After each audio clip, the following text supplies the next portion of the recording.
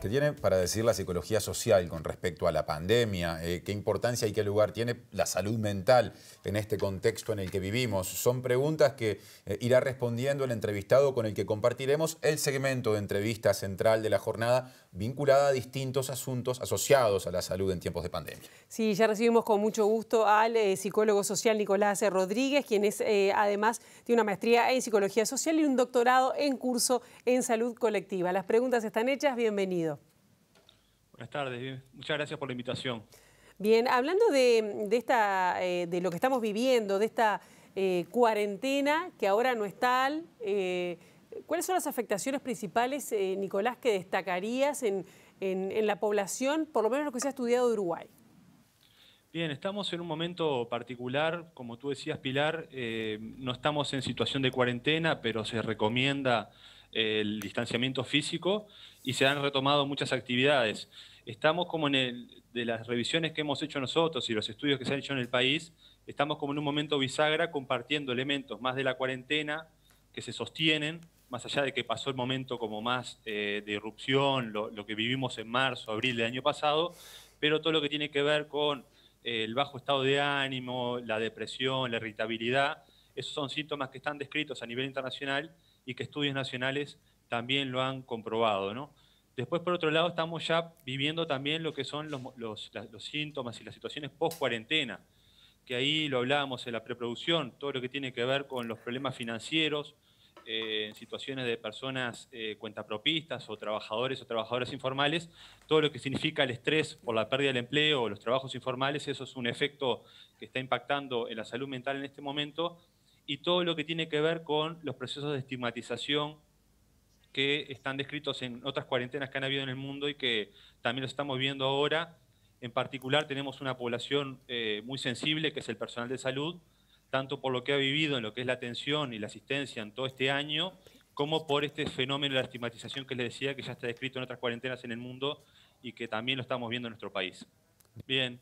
No, les decía que estamos en un momento bisagra entre lo que son los efectos de la cuarentena o la situación de cuarentena en la que sigue mucha gente y el post-cuarentena, que es todo lo que tiene que ver con los efectos económicos, sobre todo en trabajadores informales y cuentapropistas, y lo que tiene que ver con los procesos de desgaste, estigmatización, sobre todo en el personal de salud, ¿no? Ahí hay como un núcleo problemático que no ha estado muy en el tapete las discusiones de los distintos asesoramientos que se están dando o las exposiciones que se están dando, que es bastante clave en términos de reducir los estresores que la pandemia genera en este tipo de poblaciones, ¿no? Lo de la estigmatización nos resulta muy interesante, ya lo abordaremos. Antes quiero incluir como puente o en el medio de lo que mencionaste al comienzo y ese otro eje temático, la cuestión de la expectativa que genera la, según se dice, próxima campaña de vacunación. Es decir, en una sociedad que tenía o que evidenciaba en términos de salud mental y en términos psicológicos algunas problemáticas que antes mencionaste. ¿Qué viene a generar esto de saber que en algún momento, dentro de un plazo no demasiado grande, comenzará a vacunarse? Y eso está actuando en principio sobre lo que tiene que ver con la percepción de riesgo. O sea, nosotros en psicología social, en sociología, en antropología, estudiamos el riesgo como una construcción social. O sea, obviamente hay un efecto matemático, probabilístico vinculado a adquirir la enfermedad, pero también hay una construcción social en torno al riesgo que se produce en torno al COVID y a los efectos del COVID en la población.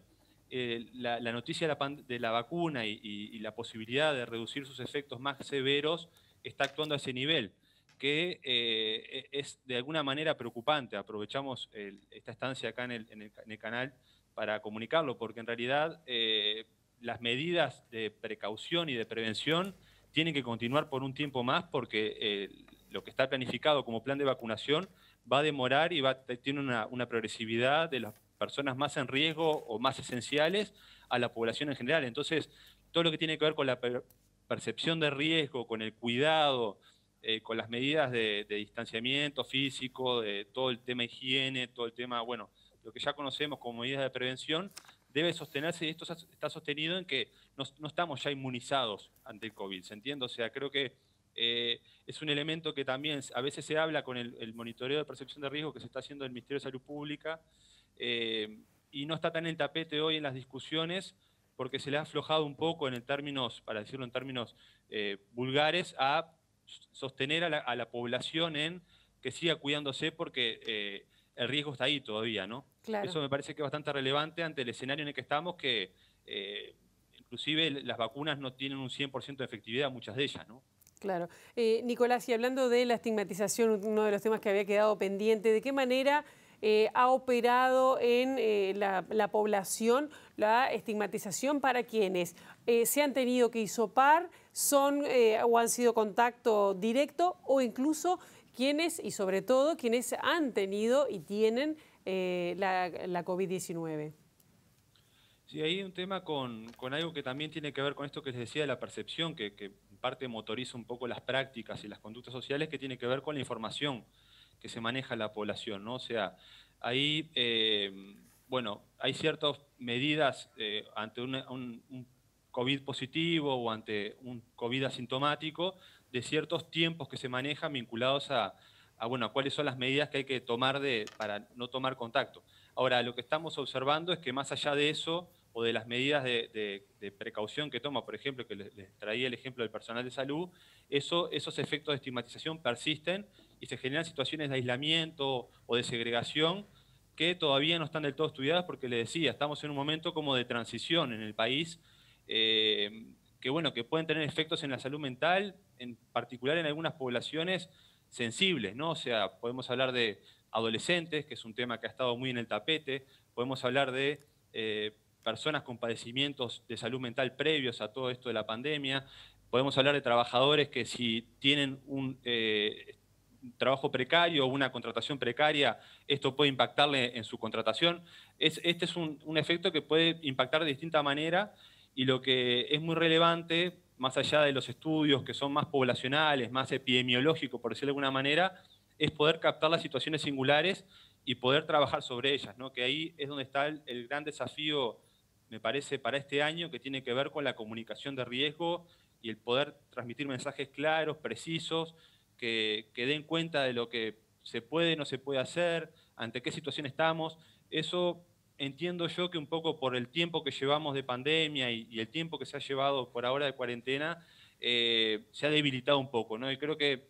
sobre todo desde las ciencias sociales tenemos mucho para aportar en ese sentido, en lo que tiene que ver con cómo comunicar, qué comunicar, quién comunica, y ustedes también, ¿no? Como medio de comunicación, sin duda que tiene un rol relevante, y por eso me parece que es muy interesante que estemos hablando de esto hoy también, ¿no? Nicolás, cuando decís o aportás que los problemas financieros pueden ser estresores a nivel de salud mental, ¿qué tipo de situaciones o problemas eso podría generar concretamente? Y bueno, el impacto de lo que puede ser una situación de desempleo. O sea, lo que les decía de lo financiero es un problema en cuarentena y post cuarentena, ¿no? Eso está descrito. Yo les decía que hay estudios de que fue la epidemia del ébola en África en el 2014 y del síntomas respiratorio agudo, del síndrome respiratorio agudo, perdón, en Canadá y en China en el 2003. Estos problemas financieros lo estamos viendo hoy en las organizaciones sociales, en las organizaciones de referencia del país, que vienen planteando ya de hace tiempo el tema de la renta básica para las poblaciones más vulnerables, ¿no? O sea, ahí tenemos algo que no está del todo trabajado, descrito, y sí hay algunos estudios del Instituto de Economía de cuál puede ser el impacto, pero nos encontramos en un país con 400.000 trabajadores que ganan menos de 20.000 pesos, con una situación de informalidad laboral que andan en el torno de los 18 al 20%. Tenemos la cifra del seguro de desempleo, o sea, tenemos algunos indicadores sociales y económicos que nos hablan de que tenemos población de riesgo a la cual hay que atender y darle cierto seguimiento.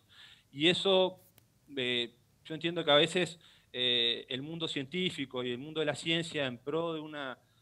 presunta neutralidad, no le ha hincado debidamente el diente a estos temas y no se han trabajado, ¿no? O sea, quedan en la arena de lo político y no han ingresado al plano de lo científico, que es muy relevante porque son situaciones que, bueno, depresiones por ese tema, situaciones de ansiedad por ese tema, situaciones de irritabilidad, de violencia, o sea, todo lo que yo le decía al principio, los síntomas vinculados a la pandemia y a la cuarentena, con situaciones de problemas financieros se agravan, ¿no? Eso es claro y es por todos conocido. Entonces, me parece que también es otra de los temas de agenda que nos corresponde empezar a introducir e ingresar para darle un tratamiento científico, ¿no? Al tema, ¿no? No solamente como se ha quedado en la arena de lo político y como algo como disputa, cuando en realidad está descrito científicamente, ¿no? Bien, Nicolás Rodríguez, profesor adjunto de Psicología Social de la Universidad de la República, muchísimas gracias por estos minutos aquí en Informe Capital.